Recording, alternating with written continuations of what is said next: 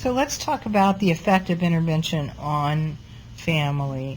I can tell you, especially if the child is nonverbal, if the family does not agree with what you're doing, your outcomes are very limited at that point.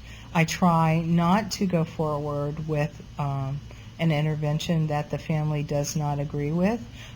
Sometimes I'll recommend a trial. For instance, I had a child whose family went to a church that did sign language, and so they really wanted their child with autism to sign. He was nonverbal, and I didn't agree with that because this child didn't have good motor skills, and his signs were very idiosyncratic. All of them tended to look alike, but I knew that if I recommended something different, that the chances were they weren't going to follow through with that. So I said, let's try a trial. Let's do it this way, keep good data, see in a month if we're, 6 weeks if we're doing well. I don't agree with saying 6 months. That's too long. Little kids don't have that kind of time. And if I wanted this little guy to also develop speech, I needed to get symbolization and joint attention with him. And if he wasn't successful in his communication attempts, I wasn't going to get that. So we took some good data, realized at the end of 6 weeks' time, he had 3 signs that all looked the same, that other people didn't know what was going on, but yet he really loved visual pictures and even was learning some letters.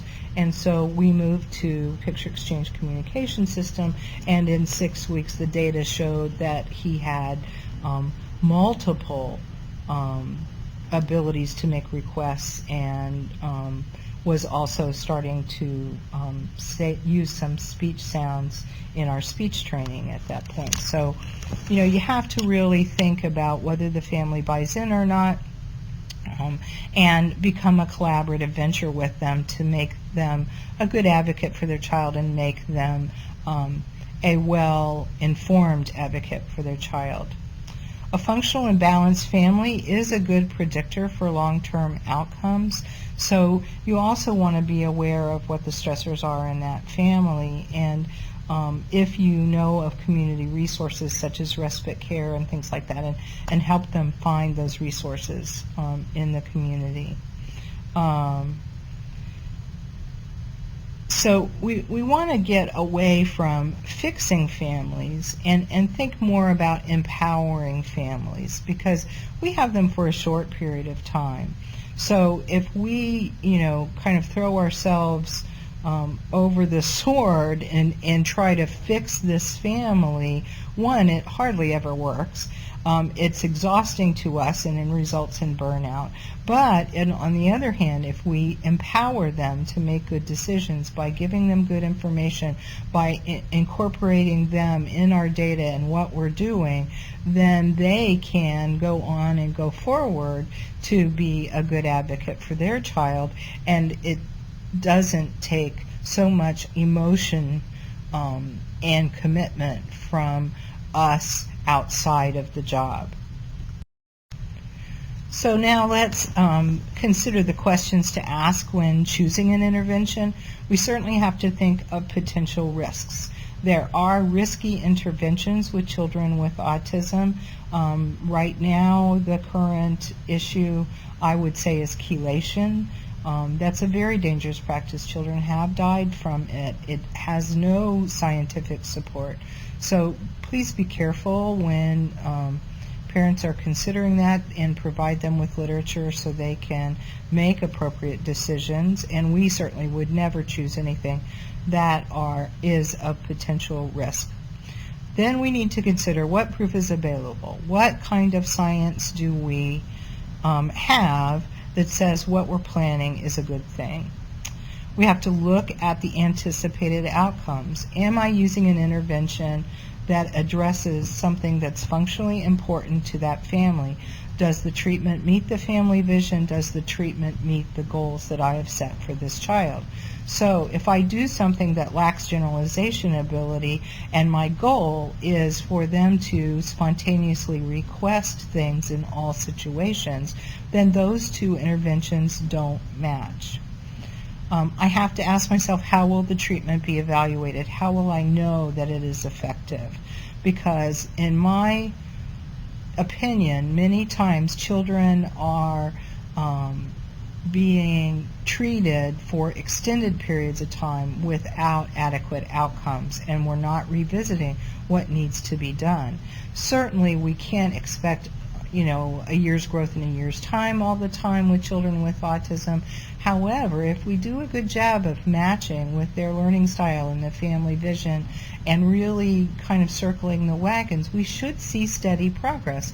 If we're not seeing that, we need to go back and revisit it, not just at the end of the year.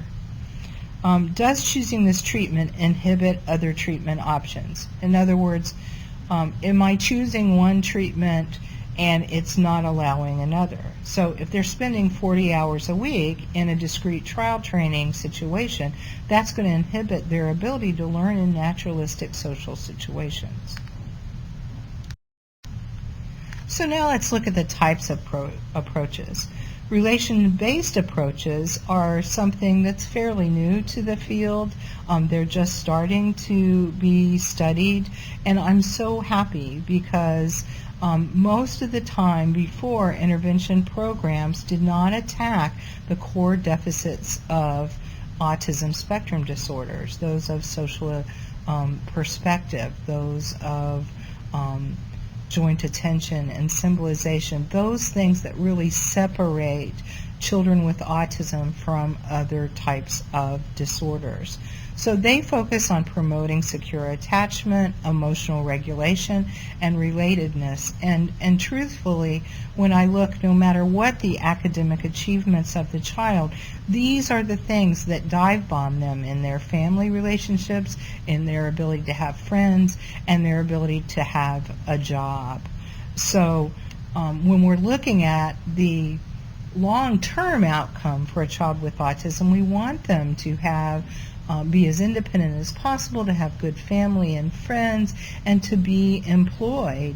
These are the things that will get them to have a good life. And if we don't attack these core deficits of ASD, then we're kind of assuming that they're not going to. So these relationship-based approaches typically focus on doing activities that the child prefers. Why? Because the child can't switch joint attention, so you have to meet their attention in order to have joint attention in the beginning. And also agree that the child is unconditionally accepted.